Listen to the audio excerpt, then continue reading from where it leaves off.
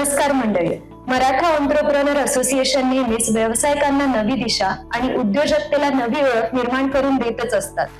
यावर्षी ही MEA एक असा एक्सपो घेऊन आले आहेत ज्यामुळे प्रत्येक मराठी बिझनेसमॅनला एक जागतिक ओळख मिळेल. अर्थातच MEA इंटरनॅशनल बिझनेस एक्सपो याच जागतिक प्रवासाचा एक अभिमानास्पद भाग म्हणून आज आपल्यासोबत उपस्थित आहेत रायझिंग स्पेसेसच्या सर्वेसर्वा अमृता साळुंखे. नमस्कार मॅम, स्वागत आहे तुमचं. नमस्कार. तुमची व्यवसायाच्या प्रवासाला सुरुवात कशी झाली? आमच्या रायझिंग स्पेसेस या कंपनीची सुरुवात 2013 पासून झाली आणि 2013 मध्ये आमचं सगळ्यात पहिलं प्रोजेक्ट जे होतं ते सायप्रिस नावाचे लॉन्च केलं आम्ही. ते सिरगाव मध्ये होतं. तर तुमच्या आयुष्यात असा कुठला टर्निंग पॉइंट होता जेव्हा तुमच्या आयुष्यात आणि तुमच्या बिझनेस मध्ये चांगला बदल घडला? आम्ही आधी जसं मी सांगितलं आम्ही एग्रीकल्चर आणि रेसिडेन्शियल प्रोजेक्ट मध्ये डील करत होतो. पण 2021 मध्ये जेव्हा आम्ही एनी प्रोजेक्ट स्टार्ट केले तो सगळ्यात मोठा टर्निंग पॉइंट ठरला आमचा बिझनेससाठी. ओके.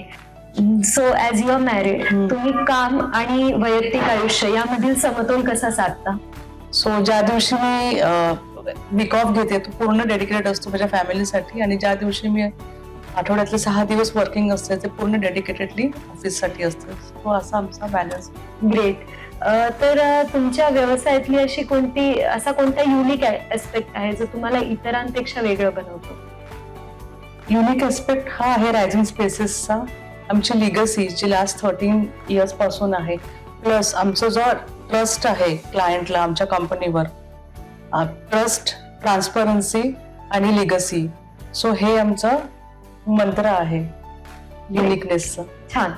आजकाल आपण बघतो प्रत्येक फील्डमध्ये कॉम्पिटिशन वाढली आहे. तसंच तुम्ही तुमचा बिझनेस टिकून राहण्यासाठी काय सिक्रेट आहे तुमचं? आमचा व्यवसाय टिकून राहण्याचं किंवा युनिकनेसचं सिक्रेट हे आहे की आमची ट्रान्सपरन्सी आणि जी आमची कन्सिस्टन्सी आहे.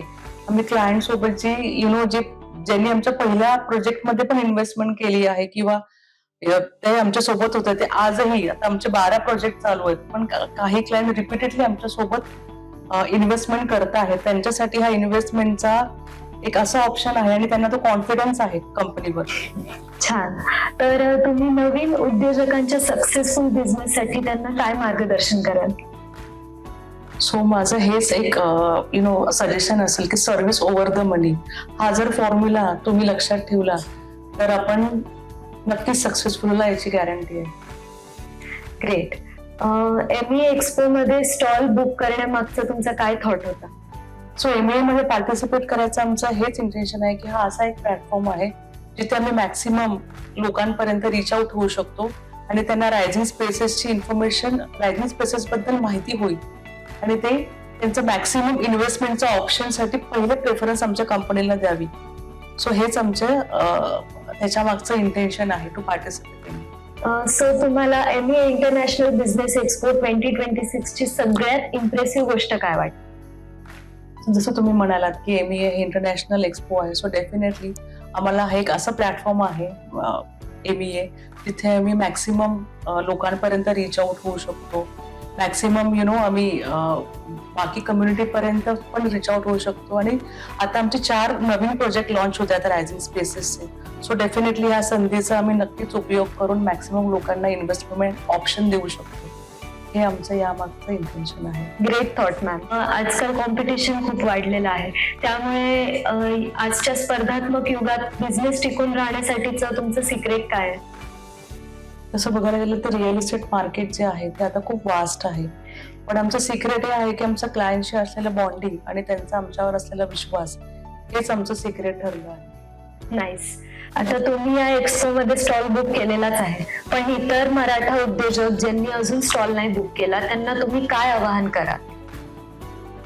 जसं की आम्हीही MEA मध्ये स्टॉल नंबर C23 आणि 26 हा बुक केलेला आहे आणि मी बाकीही उद्योजकांना विनंती करेल की त्यांनी आमच्या स्टॉलवरती नक्की व्हिजिट करावी आणि आपण आपलाही स्टॉल लवकरात लवकर बुक करून या संधीचा उपभोग घ्यावा.